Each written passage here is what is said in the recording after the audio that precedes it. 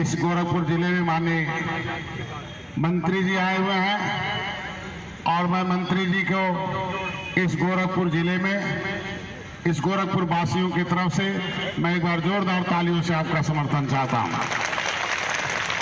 सारी बातें इन्होंने कह दिया है। संविधान में आपका हिस्सा लिखा हुआ है।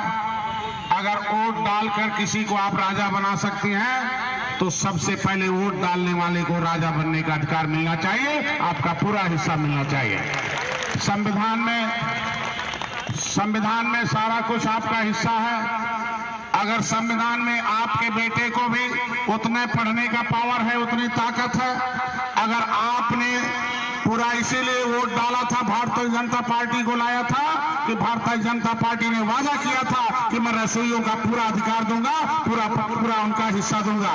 लेकिन क्या उसने दिया? बोलो भाई, दिया?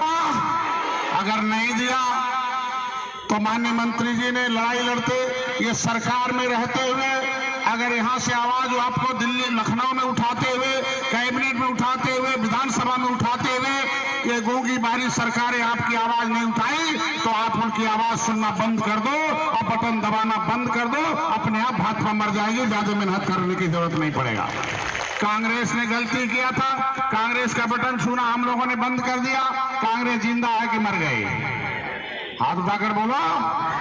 अगर भाजपा का बटन छूना हम लोग बंद कर दें, जिंदा रहेंगे कि मर जाएंगे?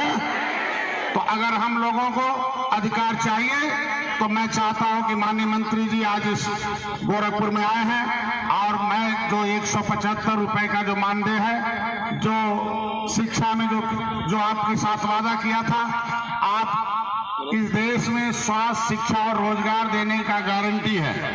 हमें शिक्षा चाहिए, हमें स्वास्थ्य चाहिए और रोजगार चाहिए। रोजगार का मतलब इतना पैसा हमें मिलना चाहिए जितने में सभी लोग मार्केट में जाते हैं और सामान खरीद के लाते हैं, उतना ही पैसा हमको भी मिलना चाहिए, क्योंकि हम भी उसी मार्केट और उसी सामान खरीदने जाते हैं। आज के दिन में हमारा वोट अगर बराबर है तो नोट बराबर होना चाहिए कि नहीं होना चाहिए?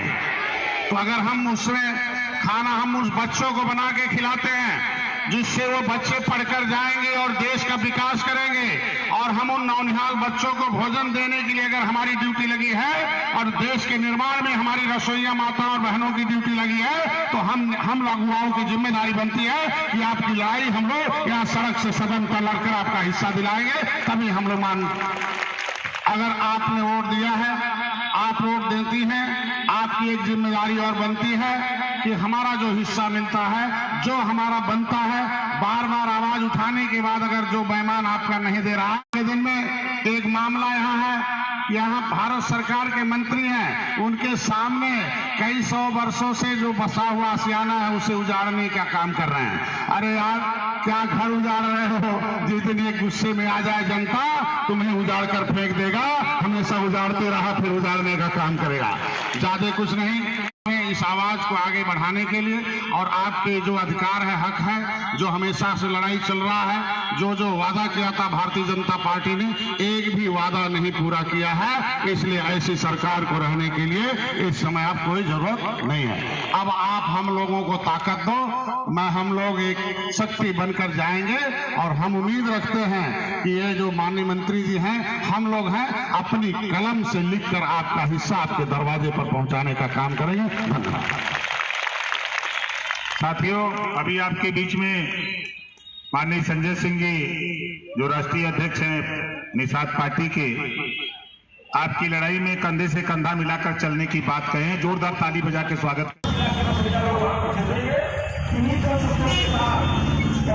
अध्यक्ष जी, आज आपकी मुलाकात नरेंद्र पार्टी के राष्ट्रीय अध्यक्ष हुई है, क्या माना जाए? अभी मैं यहाँ रीड साहब धर्मशाला पर लोगों को, जहाँ एक केंद्रीय मंत्री जी हैं उनके सामने, और रीड साहब धर्मशाला है, 70 सालों से वहाँ है, लोग मालिकाना हक है, बेचारे जो है उनको उजाड़ने की नोटिस दिया नगर निगम में जो केयर टेकर है। अब केयर टेकर मालिक बनना चाहता, जो मालिक है बिल्डिंग उठाए हुए हैं। वही मैं आया तो पता चला माननीय मंत्री जी आए हुए हैं और हम चूँकि बाहर थे, जैसे मंत्री जी आए तो माननीय मंत्री जी गरीबों की लड़ाई लड़ रहे हैं राजभर जी। उनका मुद्दा और मेरा मुद्दा, उनकी पार्टी का मुद्दा मेरी पार्टी का मुद्दा लगभग एक ही है, वो है आरक्षण का।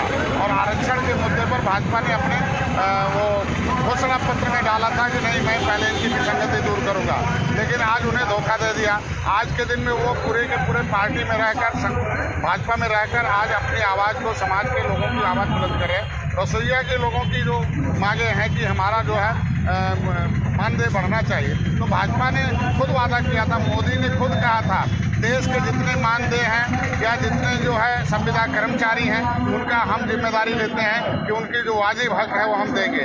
जब मोदी ने खुद ही कहा था कि मैं मानदेय के और संविदा कर्मचारियों का जो भी वाजिब हक होता देंगे, तो हम कहते हैं आज के दिन में वाजिब हक उन्हें मिलना चाहिए। 33 रुपए में मजदूरी करा रहे हो, इससे बड़ा अन्याय दुनिया में क्या हो सकता है। और आज के दिन में उसके बेटे को मजबूर कर रहे हो कि उस स्कूल में पढ़े।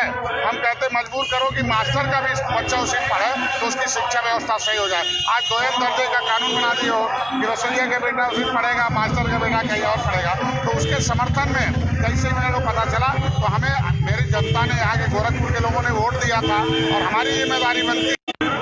भाजपा के खिलाफ है, आप भी भाजपा के खिलाफ है और आप लोग एक ही मंच पर हैं, क्या संदेश देना चाहते हैं? भाजपा खुद अपने खिलाफ हो गई है और भाजपा खुद अपने बुने हुए में संविधान संशोधन कर गई है। ये साबित कर रही है कि गरीबी एक बीमारी, आरक्षण उसकी दवाई है, तो आरक्षण की सुविधा इन्हें दे दिया जाए। पिछड़ापन है तो उसे क्यों नहीं, आज के दिन में कितने पिछड़े हैं, कितना पिछड़ापन है। अगर सामान्य में पिछड़ेपन का आपको है तो जिनका वोट लिया था पिछड़ी जात, प्रधानमंत्री को पिछड़ा घोषित करके, तो वो ओपन करना चाहिए और इन्हें उनमें भी गरीबों के लिए होना चाहिए जो बंटवारा का है या अनुसूचित जात का मैटर है। तो ये आज के दिन में हम लोग एक साथ में हैं और भाजपा खुद अपने घोषणा पत्र के विरोध में जाकर अपना पैर में कुल्हाड़ी मारा है। तो आज के दिन में हमारा क्या, गरीबों का आज के दिन में किसान उनसे परेशान है, संविदा कर्मी परेशान है, नौजवान परेशान है, उनके खुद के मंत्री परेशान है।